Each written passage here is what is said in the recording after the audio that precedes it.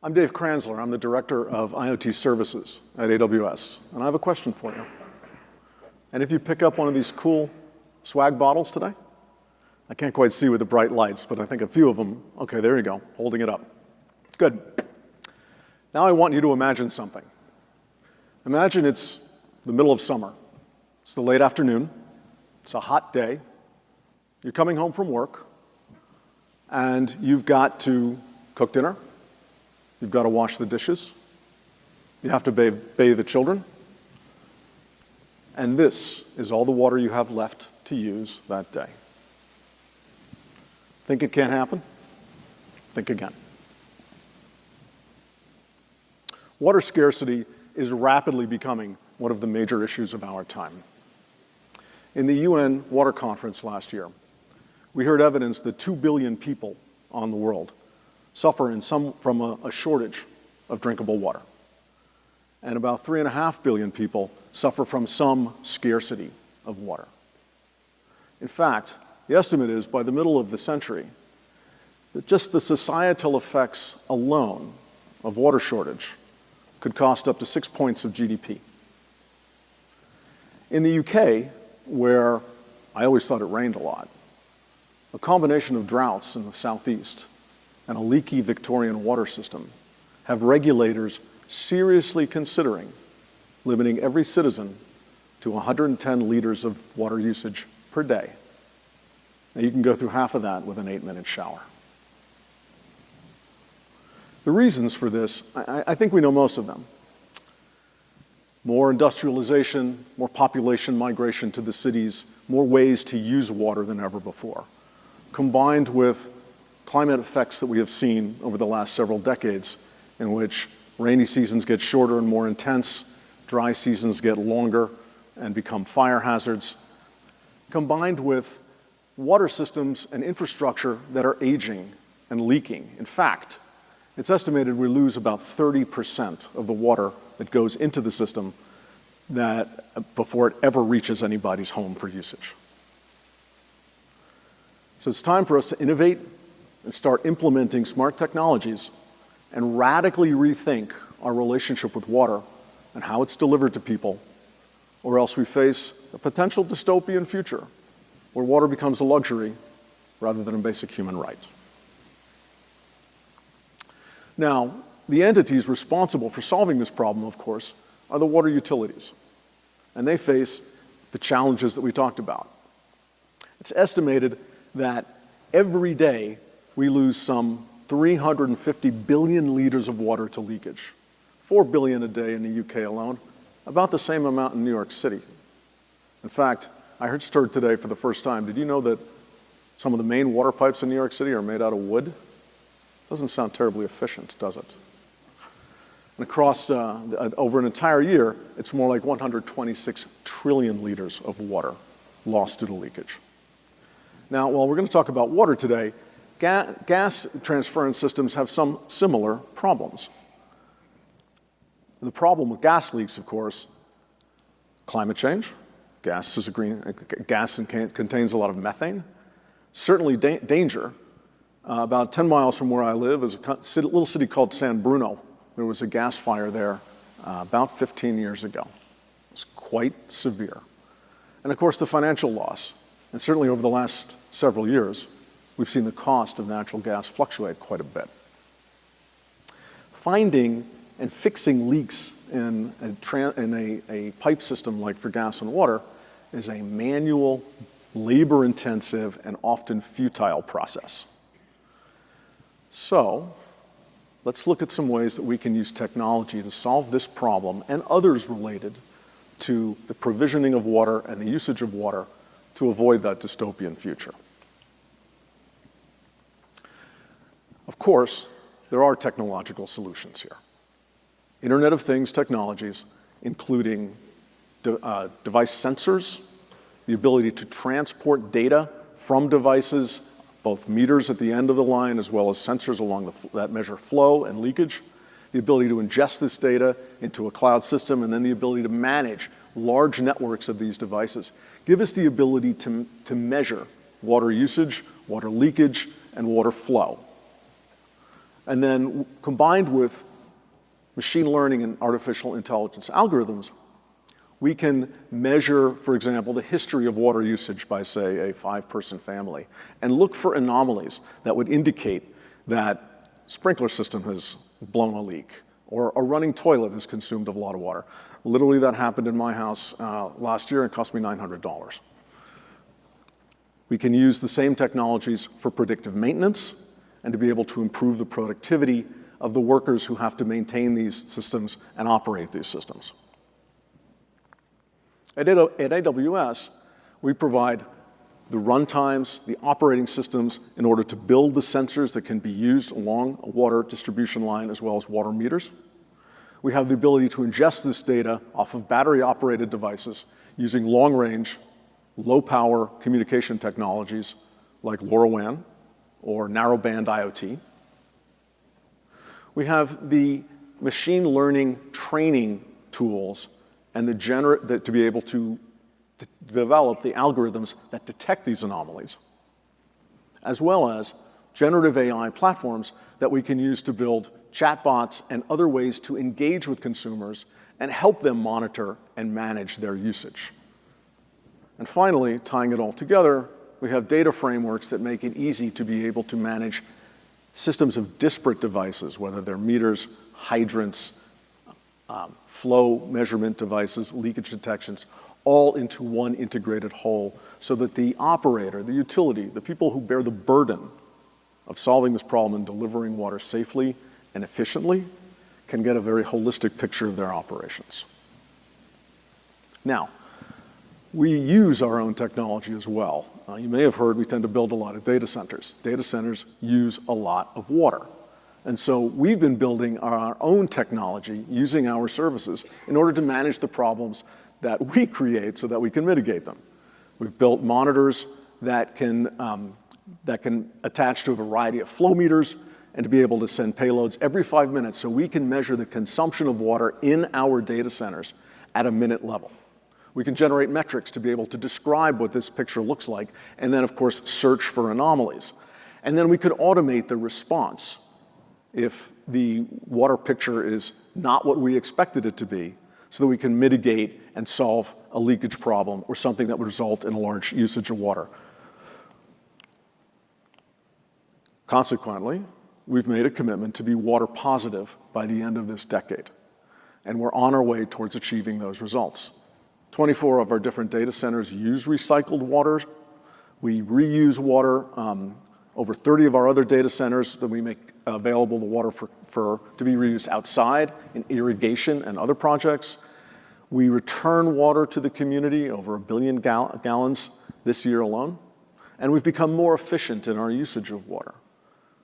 So not only do we build the technology to be able to help utilities across the world start to manage this problem, we use the technology ourselves so that we don't become a contributor to this problem, even while we're building more and more data centers that require more and more cooling.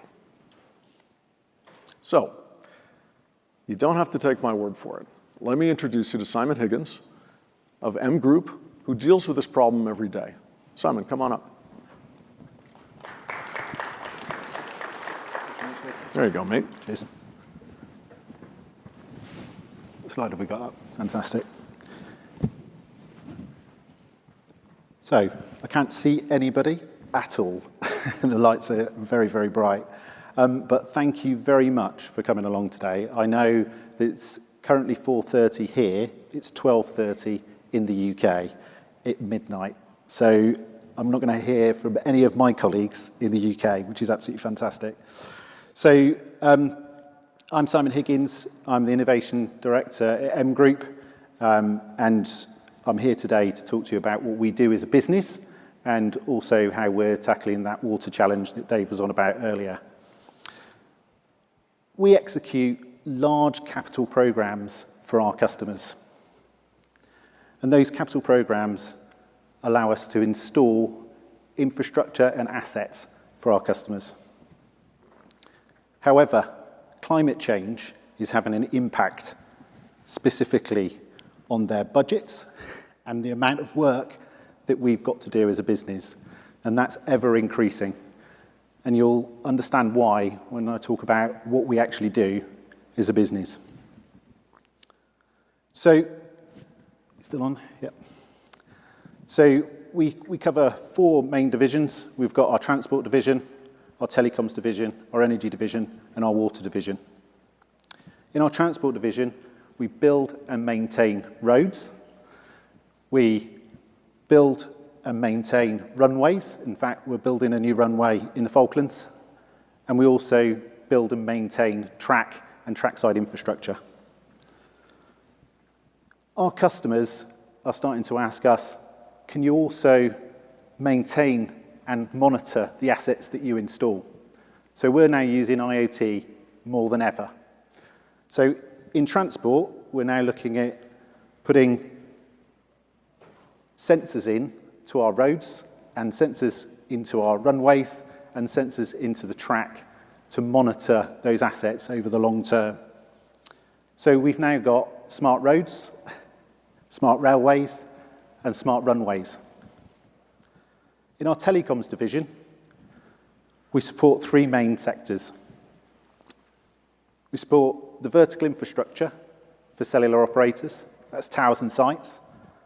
And we've worked with AWS in terms of looking at technologies that will help us monitor what is effectively an innate object. So we've taken smart bolts with strain gauges inside them to monitor those assets. Now, one of our customers, unfortunately, has had 11 of those towers fall over. And that's as a result from very high winds in the UK, predominantly from climate change. So those assets can cause fatalities in life. So it's really, really important that we maintain those assets. So we went and spoke to AWS, and they came back also with a great use case out of NTT Docomo. And that was to use drones to fly up and down the towers to look at the integrity of those vertical assets. So we're monitoring those assets in that way. We also provide operational telecoms to the likes of our transmission providers, our electricity transmission providers in the UK. Those operational telecoms networks actually support millisecond switching, 50 millisecond switching to primary substations. So in the event of a failure, something like a cable being blown over in the wind, we have to make sure that those networks are running and operational so that that 50 millisecond switching can effectively keep the lights on in the UK. We also provide fibre networks for the likes of British Telecom and Virgin Media in the UK. So this is upgrading the broadband for fibre. So we've got effectively smart networks with our operational telecoms. We've got smart telecoms. We've got smart, sorry, excuse me. Moving on, I'll move on to the next one, energy division. So in the energy division, we support 2 key areas. We've got the infrastructure division and we've got the energy retail. So a little bit about energy retail. In the UK, energy retail, you can buy your energy from a multiple set of energy retailers in the UK. So unlike the US, it's not a single provider that provides the infrastructure and also the energy to your home. It's a competitive market. And then we have a set of regulated businesses that we also provide services to. That's the likes of the transmission providers, and so it's the pipes and wires, and also the gas networks that we provide services to as well. So under the transmission networks, we provide services for the Great Grid Upgrade. So that's 50 by 30.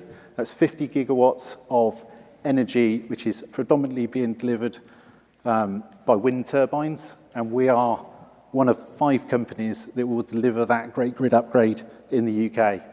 And that's bringing the pylons and cables and installing those so we can pass the electricity across the UK.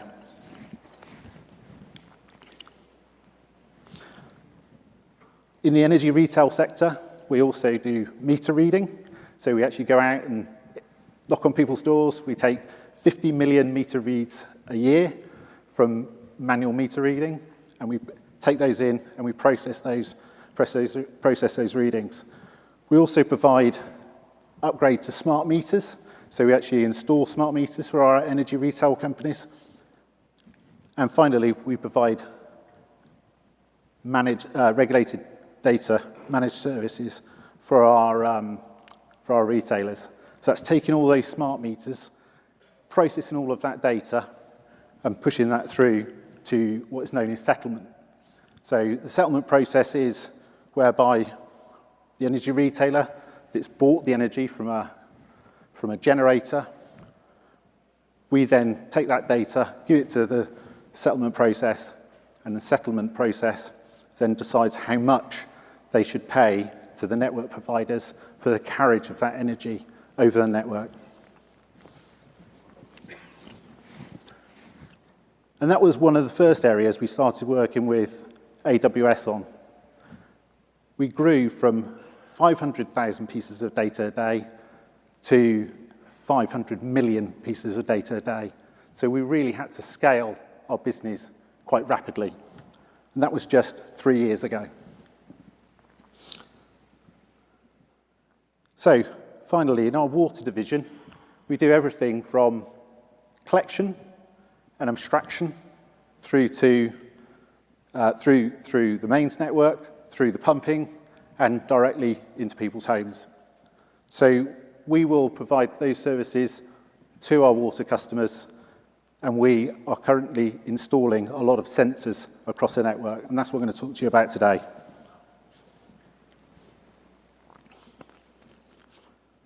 But before I start that, I want to tell you a story about my experience from last year's reInvent. So probably like many of you, I came to reInvent and I thought I'd take a few days off and I'll see the glitz and glamour in Vegas. But I'm not really a glitz and glamour type person. So I decided to take a mountain bike tour into the desert. So my guide took me over to a very remote location in the desert. And by this time, I was absolutely wet through with sweat, and I drank about 3 litres of water. And whilst we're on this top of this hill, he points down and he looks at his town where he lives, and he explained to me that it was a water-stressed area. So already it was a water-stressed area. And then he then wanted to point out to me that there was all these new homes which were being built there as well. And actually, those homes had been built directly over the well. So those homes were going to actually receive water before the 2,000 homes that were already there were going to receive water. And this was really grinding this guy's gears. He was totally and utterly upset with the situation. And the reason being is that these people that were moving into the homes were actually from other states. Because of the tax situation in Vegas, and it's a very good tax regime, I understand, it's encouraging people to come to what is a desert. And this was the point that Dave, my guide, told me. It's a desert, for God's sakes. Why are they coming here? We're already water stressed. So, and he made a really good point, and it was the point that I want to say here. It's all about population growth. Dave mentioned it earlier. It's all about urbanization. So it's all about people moving in and also the infrastructure which is being built. And that's what's causing water stress in our areas. But there are two other aspects as well. So in the UK, we've grown from over the last 10 years, 7%, and we're planning to grow our population by another 10% over the following 10 years. So we're going from 2025 to 2035, we'll have another 10% of people in the UK. So there's going to be new homes that are going to be built. When those new homes are built, what happens is that actually builds over what was previously the ducts into the underground aquifers. So these are great big cavernous areas in the UK that actually capture a lot of water. So those areas, we've been pumping them really hard. We've been taking all of that water out to support this growing population. And actually they're becoming less and less available to us, because the water, whilst we've got climate change and we do have a hell of a lot of water in the UK, for sure, it rains a huge amount, that water is not actually going into those natural drains and going into the aquifers and filling them back up. And it takes tens and tens of years to fill those aquifers up. So we've pumped all this water out, and now that's why we're in water stressed in the southeast of England. And the final piece that we have in terms of water stress is we have this growing population. We have issues with collecting water in these aquifers, and we also have issues with collecting water from in reservoirs, because we haven't built any in any recent years, because they're huge capital programs and the water companies don't have that money to be able to build those reservoirs. But the last point is, and that Dave made it earlier, we've got Victorian networks, and actually those Victorian networks are leaking 3 billion litres of water every single day. So finding and fixing those leaks is going to be super important to be able to start to deliver a sustainable water source in the UK for our customers. And there are 50 million household and non-household consumers in the UK, and they're serviced by 11 water and waste companies. And each day, they use 14 billion litres of water. Now, those companies are split into water resource management plan areas, and there's 6 of those across the UK, and those water companies need to provide their plans about how they're going to address the challenge. And what is the challenge? Well, that's 4 billion, we're going to be short of 4 billion litres per day by 2050. So when Dave was holding up the water bottle earlier, this is something that could seriously happen. It won't be as little as that, but it's certainly going to be a challenge. So what's going to happen about it? Well, the government and the regulators have taken that 4 billion and they've said, right, okay, so how do we get there? What we do is we've got a target to reduce leaks by 50% by 2050. So we need to more accurately pinpoint those leaks and fix those leaks as quickly as we can. Like I said, the climate change has actually had an impact on the amount of work that the water companies have got to do. So they've now got to look at rivers and streams that they never did before. There's a huge amount of effort that goes in by a water company, not just doing the job that they do, but they've got lots of regulation around them as well. So their budgets are ever decreasing, and so they need to find ways, and we need to find ways and help them to actually find and fix those leaks in those Victorian networks. The other aspect is the demand reduction. So everybody's going to have a little bit less water. We're currently about 135 litres per person or per capita today, and that's going to reduce to 110 litres per capita consumption by 2050. So we've actually got to educate people to use less water and find ways that they can use less water in their homes. So we came up with an eight-point plan. I'll go through the first 4 points here. So as we're installing these assets, what we're now doing is installing lots of IoT sensors on the network to help us really start to measure and manage the infrastructure that we've deployed for them. We're going to install more smart meters. So we're currently at 1 million smart meters in the UK, and the plan is to get to 8 million by 2030. Now, you may not know this, but when you install a meter in somebody's home, because they're now seeing what they use, they're now managing that, and actually reduction on a consumer that has a meter is somewhere between 13 and 17%. So literally just by installing the meter, the customer actually starts to use less. We need a reliable communications network, and I know Dave mentioned it earlier, LoRaWAN. We're seeing more LoRaWAN networks being deployed now by our water customers in preparation for the deployment of smart meters. And finally, once you've got all of that smart meter data, what you need to be able to do is store that reliably. So We were using AWS services, so I was really pleased to hear S3 tables because that really helps us. So we're also using SageMaker, and I'll talk about that in the next slide.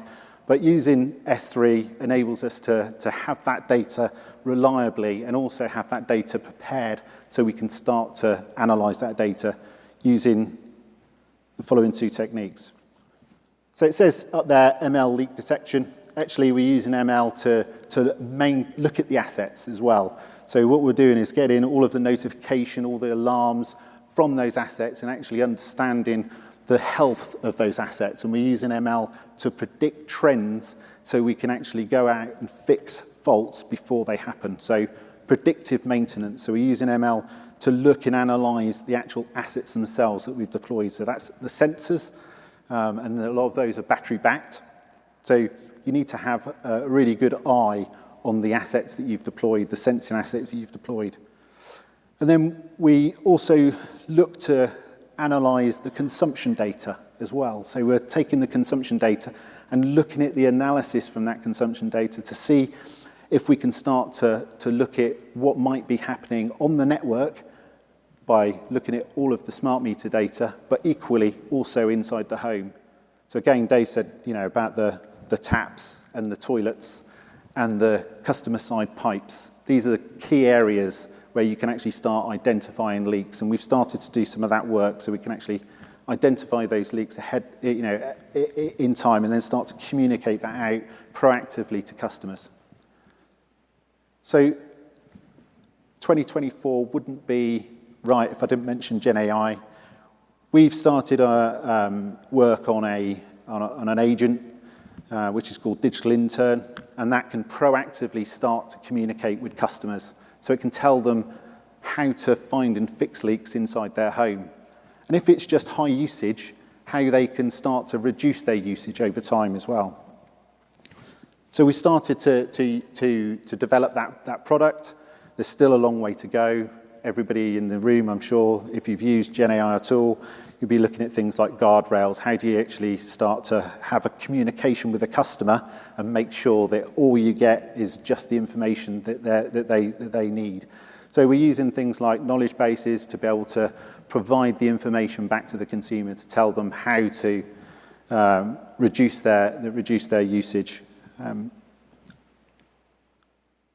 So let's just look at the architecture quickly. I say there's been about 1 million meters installed to date.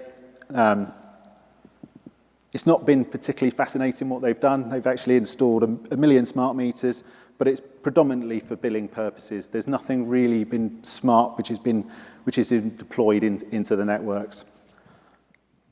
What we've built is a field management system, so we can actually start to maintain those assets. So we actually install the assets in the first place. So we install the smart meters, we install the sensors, we install the network.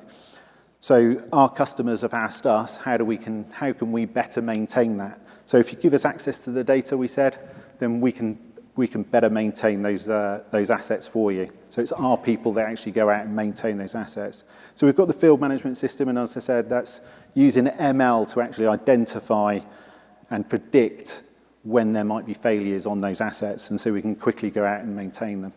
And then we've got an MDMS, that's a meter data management system, and that's taking in all of the consumption data from those meters and actually trying to understand that consumption data. So that does two things. It validates the data, it does the estimations around the data, but it also presents that data in a form that can be understood. So what does that look like across the network? And then we use the leakage system and the PCC reduction system.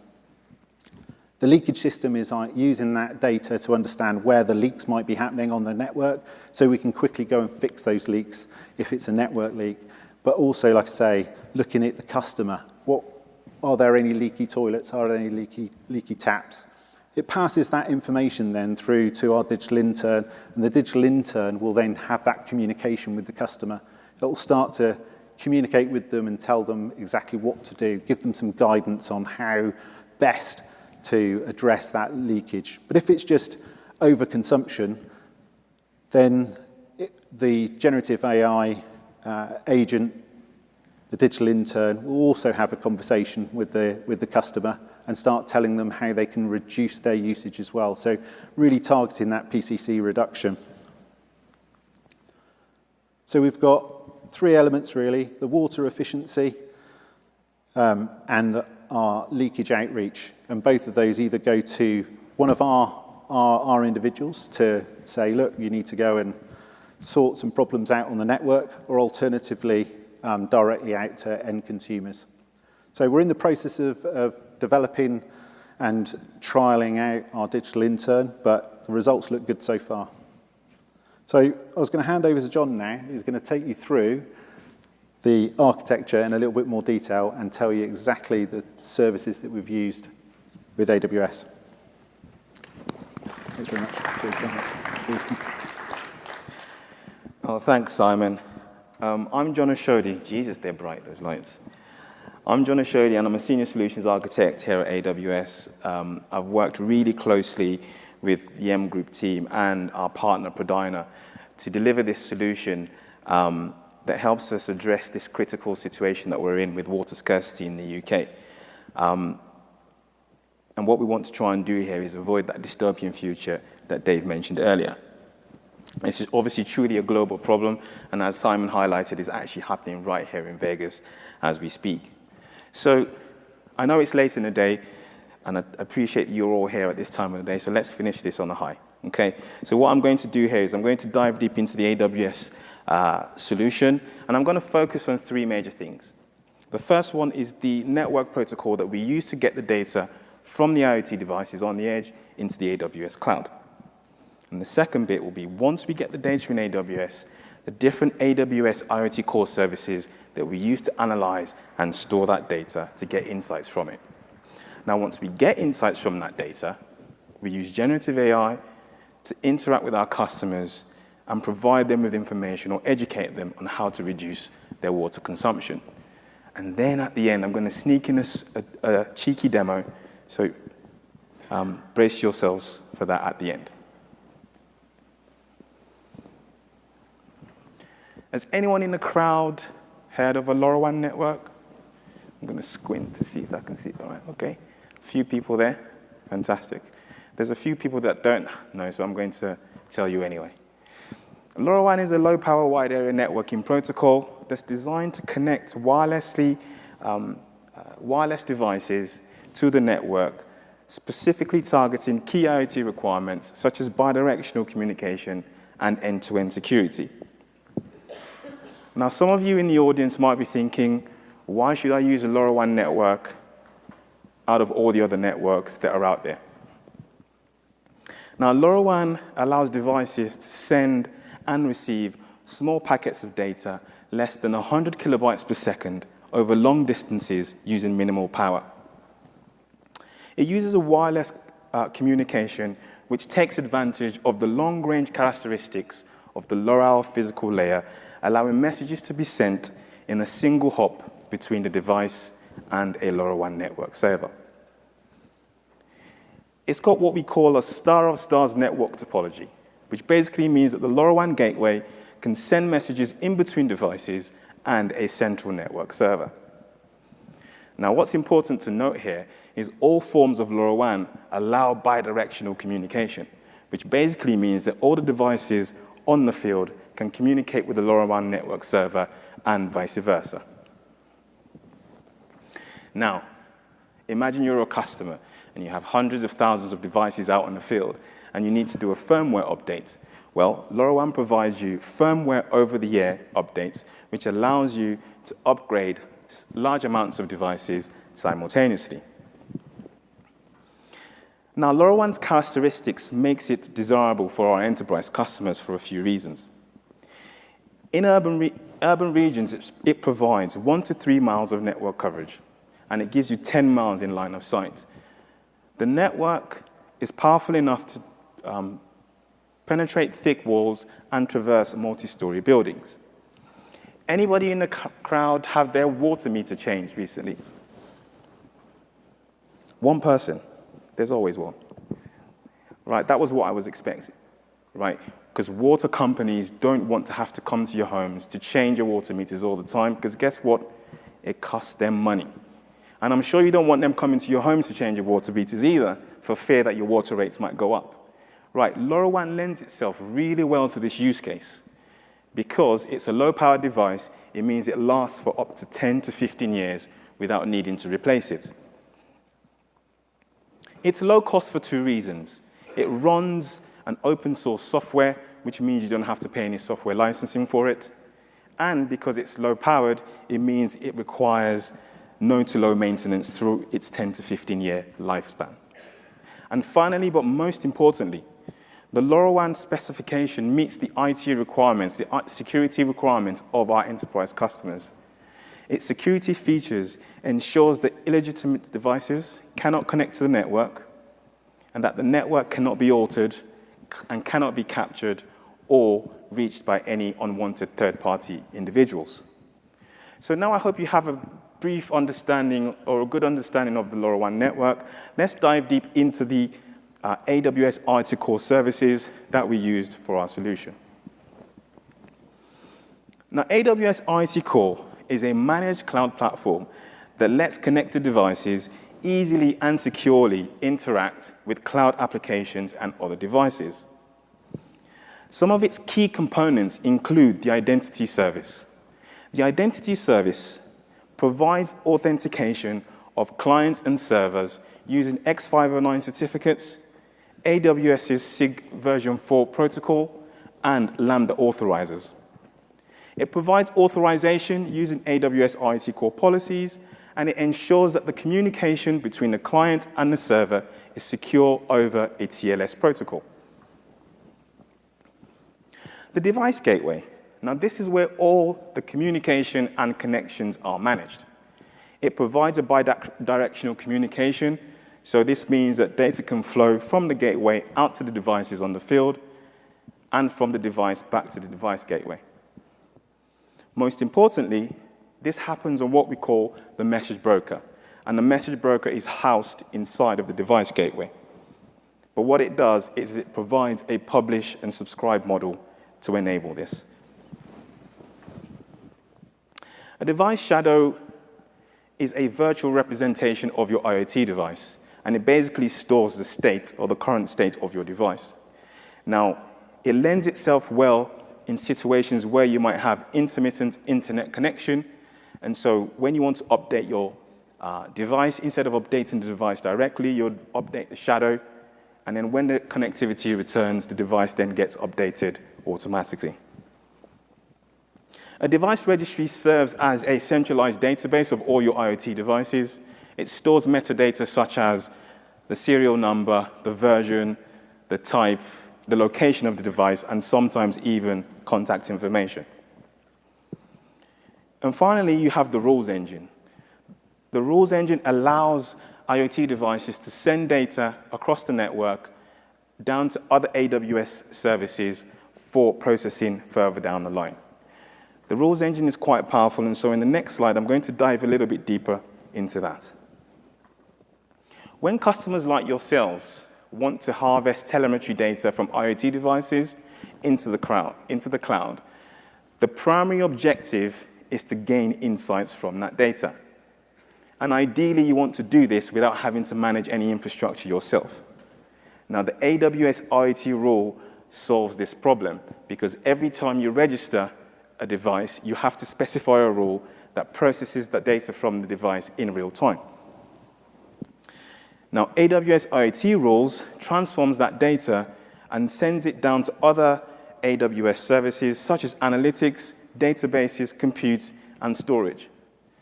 As an example, you have a smart meter at home, we collect a reading, we send it over the LoRaWAN network into IoT core for LoRaWAN, and there's an IoT rule that sends it to, say, an Amazon DynamoDB database, which is our serverless NoSQL database. Fantastic. But to bring this into a real-life case, what we actually do on the solution is we get the data through the network into AWS IoT core for LoRaWAN, but then we call a machine learning pipeline, which then runs inference on that data to determine if that water meter reading is anomalous. So what do we do if we get an anomaly in the reading? This is where the digital intern that Simon mentioned earlier comes into play. The digital intern is a conversational AI assistant that's been developed by M Group in conjunction with AWS. It's called a digital intern because it basically learns after every conversation that it has with a customer. The digital intern is a virtual assistant that leverages AWS's foundational models to engage with customers in natural language. And it does this across 3 aspects of the customer journey. So the first one is outreach. So like with Dave, when he got that $900 bill, we want to avoid that from happening. So what happens is, if there's any anomalies detected, we proactively reach out to customers and customize messages to reach out to them, letting them know that there's a possible leak in their home. When that happens, it provides us with an opportunity to educate them. If it's a leak, we provide them with advice on how to fix the leak, or maybe how to go around their homes and check if there actually is a leak in the house. If there's a leak, we help them fix it, or we help provide them with guidance on how to fix it. If there isn't a leak and there's just overusage of water in the home, this is an opportunity for us to provide some advice on how to reduce consumption or water consumption within the home. And finally, data acquisition. This is a great opportunity for us to enrich our customer profile. So in that home previously, there might have been one person living in the house, but the family's now moved in. So the water reading's gone up, because it should, because there's 4 more people living in the home. That's information that we can feed back into our model. We can use to do things like categorize leakages and feed that structured data back into the machine learning model so that it's smarter every time it has a conversation with our customers. Now, just to bring this all together, here's an end-to-end architectural diagram that was built by our amazing partner, Pradina. I've simplified it a bit, so I'm going to go through the steps of what happens here from the left. So you have a smart meter, a LoRa-enabled smart meter, sends data across to a LoRaWAN gateway. On that LoRaWAN gateway sits that open source software that I mentioned, LoRa Basics, which in a sense is a packet forwarder. That packet forwarder sends that message across to AWS IoT call for LoRaWAN, where we specified an IoT rule. The first thing the IoT rule does is decode the payload. Why do we have to do that? Because LoRaWAN sends an encoded payload that has to be decoded. Once that's been decoded, 2 things happen. It goes to a time stream database, or it goes to an IoT event, which then sends a message down to Amazon Simple Notification Service. And I'm just going to explain the benefits of using that part of the architecture. It's highly secure. Why? Because the data that flows from the device into AWS IoT Core for LoRaWAN is sent over a TLS protocol, which makes it safe. You've got AWS IoT Defender, which basically helps you check or ensure that your LoRaWAN device is not moving from a location that it's supposed to be. It helps with device troubleshooting because AWS IoT Core for LoRaWAN provides you with a single pane of glass that you can use to monitor all of your devices. Ease of integration. Right in the middle there, you have an AWS IoT rule, which sends data to either a time stream database or raises an event, say, I don't know, the water reading has breached a specific threshold. Okay. Now, in the data lake and modeling part of the diagram, if you look at the top of the diagram, you have a notification that's been sent from SNS to, let's just say, my mobile phone. Right, I receive a message saying, John, there's a possible leak in your home. Would you like to engage? Guess what I'm going to do? I will engage. So I engage, and at this point is where I engage with a digital intern, and it has a conversation with me about if there's a leak in my house, and if there isn't. And what that does is it takes that data and stores the data in a data lake, which is then used to train the model in Amazon SageMaker. At the bottom, you have the data coming in from TimeStream into AWS Glue, our serverless extract, transform, and load service, which converts the data into a format that we want and stores it in a DynamoDB database. At the bottom right there, you have a web client which basically can access data and display that on a web interface, which is, again, a great user interface that has been built by our partner, Prodina. And I'd like to demo that for you.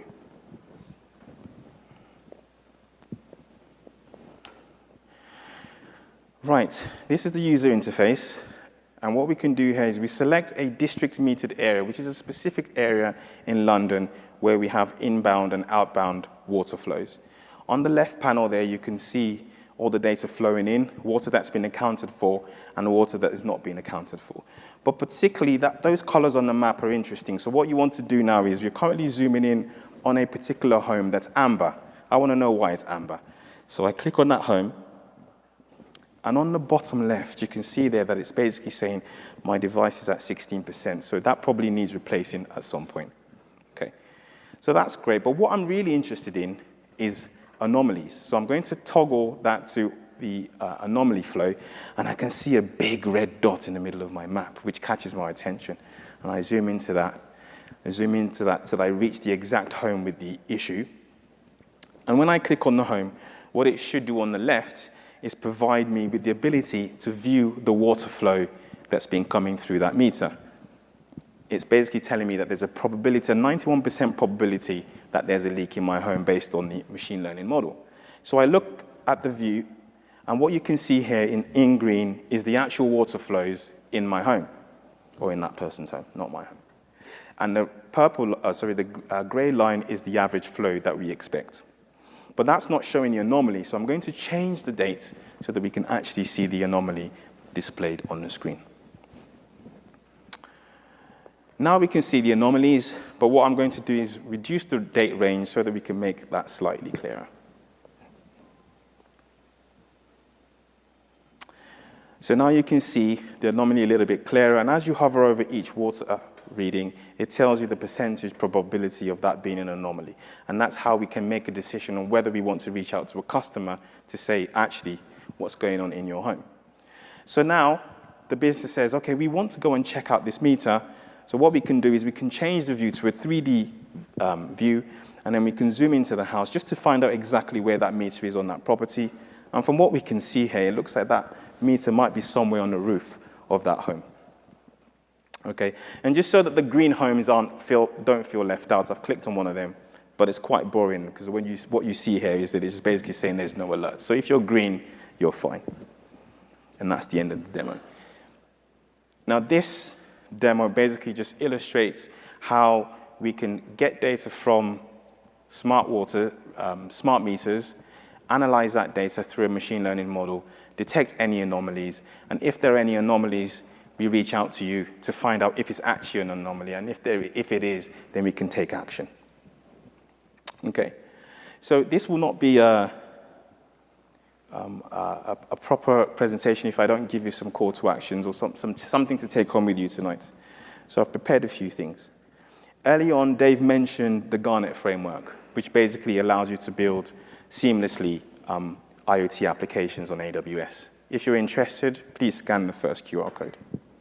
Now, if you're interested in creating a meter data analytics platform on your AWS account, please scan the second QR code, and you can basically just put that in your AWS account and get that running quite quickly. And if there's any keen IoT developers here, there's an IoT core developer guide which provides you links to some code repositories that can get you started on your IoT core development. Now, thank you very much. I mentioned this earlier. This is quite late in the day, and I appreciate that you've all stayed till the end. Thank you very much for your time. But please make sure that you fill out the survey on the app, because that will be very much appreciated. Thank you for your time, and let's go build. Thank you.